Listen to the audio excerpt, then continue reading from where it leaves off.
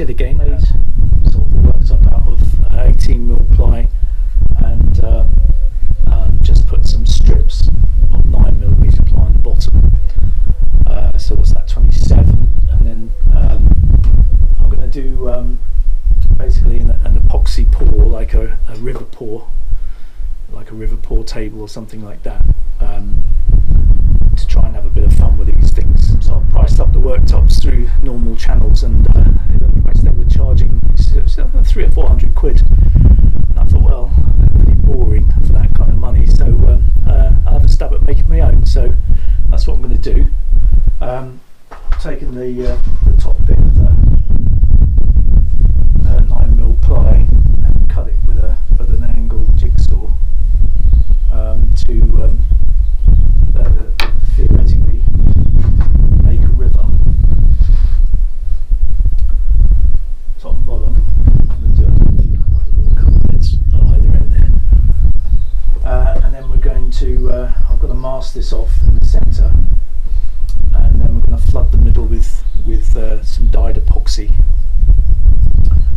which hopefully should make a nice effect. I've been following a load of videos on YouTube about it, and they look pretty good, so hopefully that'll work out alright. But yeah, so I just thought I'd bring you in on that. That's hole there, by the way, is the sinkhole, which I cut the wrong end.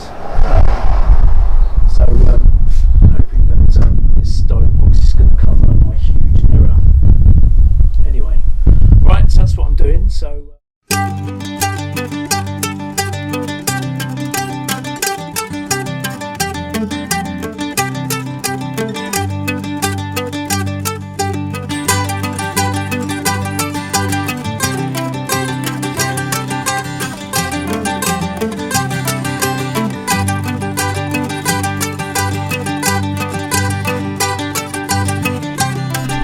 So here's the first worktop made up, the river sink. So yeah, it's supposed to be a bit of fun, and the whole boat's supposed to be about fun, so might as well do something a bit more fun than having standard worktops everywhere. There you go. Anyway, this is my attempt. Put a couple of pieces in there to make the sink look like an island. I don't know. Well, we'll see what this turns out like. It could be a disaster, but it's another fun thing to try. I've never tried epoxy pouring before, so we're going to give it a go and yeah, see what you think. Okay, here's the finished mould. Got some old bits of melamine cabinet that I cut off the back of the wall units, and apparently epoxy doesn't stick very well to melamine, so that is a good thing, because we're going to have to knock those off when the epoxy is set. So yeah, I'll probably just put a few screws into both ends. Probably put a few screws into here actually. Yeah, but that's it. That's the finished mould. Now the next step is to get this levelled up, completely level. I'm going to have to do it indoors because it needs to be about 20 degrees C, which we're lucky to get this time of year. So there you go. Right, so back in the shed again this morning, working on the last two worktops, which are going to be sort of coming out on the starboard side and coming over in an L shape to be where the cooker is. So this is the first piece, and what I want to try and do is make a river that sort of just kind of in a lazy way goes around the corner of the two worktops. So start off with a lazy curve and try and join them up is really what I'm about today. So yeah, just sort of bring you in on that. I'm just going to carve out a piece of 9mm ply just in a lazy river bend, and yeah, fit that out as the next mould. Just roughly drawn out this curve, and now just going to cut it with a angled jigsaw.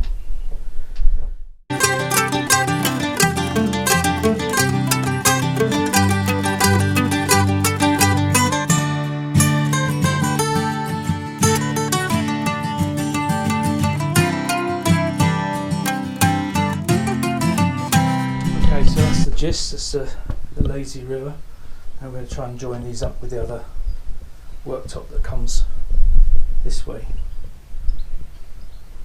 So just tidy those up, glue them down, and get on with the next one. Right, so just want to show you, this is how I made the worktop, which is 18mm ply sandwiched between 9mm ply. The 9mm ply is just to cover where it goes over different units and the front and back.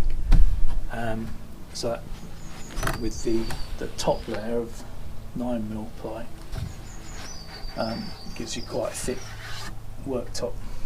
Right, okay, I just wanted to show you this. This is the finished kind of cooker worktop. That's the mould made ready for the epoxy pour, and that's the sort of final design of kind of my river layout. So yeah, there you go, that's just drying off. Just put silicone in the ends to stop the epoxy running away, and obviously filled that in as the cooker goes in that spot. Hopefully I've cut that in the right place. Right, first step is to just mix them up and just prime the wood by painting a coat over it, and then on to the next step in about 12 hours. Okay, so he's thoroughly mixed that for 3 minutes, and now, yeah, so this is all a bit of a laugh, and I've never done this before, so it could once again be a horrendous cook up, but I've got high hopes for it. I've seen some other projects on YouTube that seem to have turned out okay. Probably shouldn't have done that. So here it goes. Anyway, look, this whole project is all supposed to be a laugh. So yeah, we've got to do something different. There's no point having boring things. Oh dear, dog's kicking off. Okay, that's the first one. Coated up, and yes, I think it looks better already. I think it's darkened up the outer bit of the wood. So we're only going to colour this bit here, and then when that's dried, we're going to do a flow coat over the whole surface. Okay, here's the table that we did a coat of epoxy on yesterday. I've levelled it up, sitting on the kitchen table. We're indoors, not in the garage, because we need this to be 20 degrees, and it's not reliably 20 degrees yet outside, so we've come indoors. So now we just need to estimate, best guess, how much epoxy we're going to need to fill this river. Start taking measurements every, say every 10 centimetres, and essentially we're going to take an average of them all. The depth we know is 9, because that's 9mm ply on the top, and obviously length we're going to do it. I'm going to do it in bits. So we're going to do this bit first, which is 75 long. This morning, this time we are going to do the first resin pour. So should never film the first one. Definite mistake. I'm going to live to regret it, but hey. So essentially it's 4.7 kilograms to do the whole thing, and I'm going to mix a kilogram of green and 1.7 kilograms of each of the blue. So first things first is you measure out the proportion of the resin only. So for 1 kilogram it's 0.16 of a kg, and we're going to mix the colour into the resin only, and then we're going to add the hardener at the last minute when we're set, to give us maximum working time, I guess that is. 12 grams of the blues, so let's go for that. Let's throw that in there and see what happens.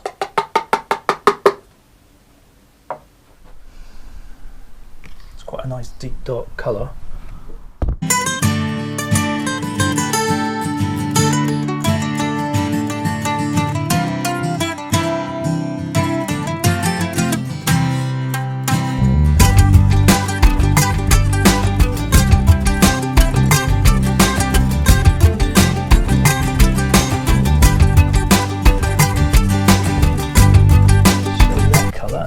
really bother to talk about heavy on the metallics. But yep. Wow, man, that's wild, isn't it? Very, very, very green. New buckets, and give them a mix for a minute. Oh my god, I've just got resin all over my iPhone. Oh my lord. Last mix, and we're nearly there. So there you go. Close up view of the river table. Personally, I think we've overdone it on the green. I could have done with maybe another colour blue instead, but hey, you know, whatever. We get these kind of nice swirly patterns with the white that's gone in. And there you go. Well, this is really bad news. We've got a leakage. Oh my god. Bad, bad, bad news.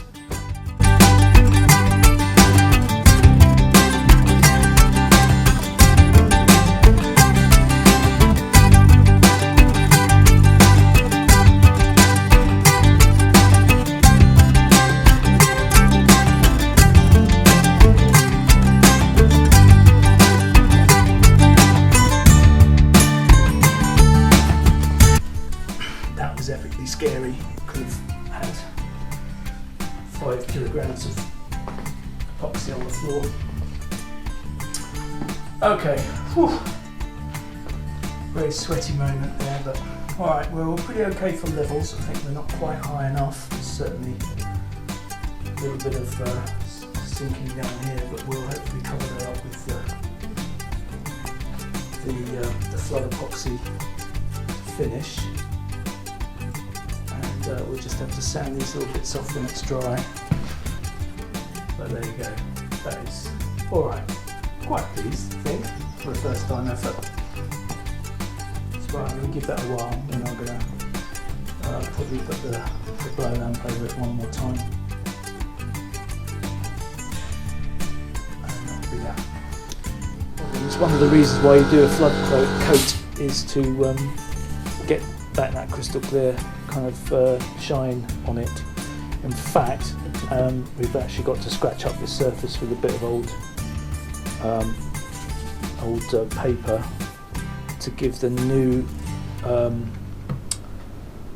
resin something to cling onto. We've got to key it in, got to key the surface in. Okay, now I'll get it back indoors and vacuum it off, ready for the next coat. Oh no, I haven't done that yet. Right, I'll do that in a minute. Here is the second pour of the first piece of worktop. So I got a bit excited when I mixed it up and I forgot to do any filming, but this is a special kind of tabletop finishing epoxy, which comes out at about 3 millimeters thick. This is self-leveling, so it should just all level itself off. I mixed 10% extra. I kind of calculated the amount from their guidance on the website and then added 10% because hadn't quite filled up the rivers. It was still slightly sunken, so I thought we needed some extra finish on that. So that's where we are currently. I've been over it with a heat gun a couple of times. You're supposed to do that to just help the bubbles come out of it. But looking at it now, it's got quite a high sheen on it. And I can't see that many bubbles, but I will just give it a pass over in a minute with the heat gun. But so far, so good, guys. I hope you think it's good, because I'm quite liking it anyway. And this is just where we think, did I cut the hole in the right place for the sink? Really hope I did that. So I guess we'll find out, won't we? But yeah, there you go. So sorry I didn't do the whole process on video, but I've got 2 more to do, of course, so I'll be less stressed the next time I do it. So see what happens to it when we put the heat gun over. There's not a lot of bubbles left in it, actually. But if you can see what happens,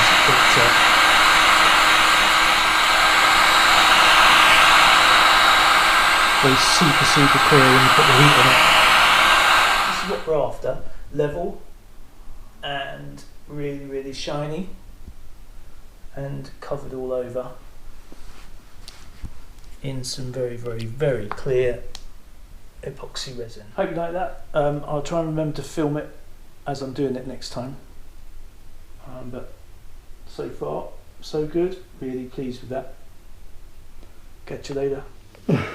So once again, I got overexcited and forgot to turn the camera on. But here's the last two worktops that just been working on. Just done the same three colours: green, light, and dark blue, and a little bit of white around the edges, and a little bit of clear. So put a bit of clear along the sides and then put the white on top and use the gun to just blow it out into kind of patterns basically. Anyway, you know, I'm not the most artistic kind of guy, but yeah, I think it's looking alright-ish.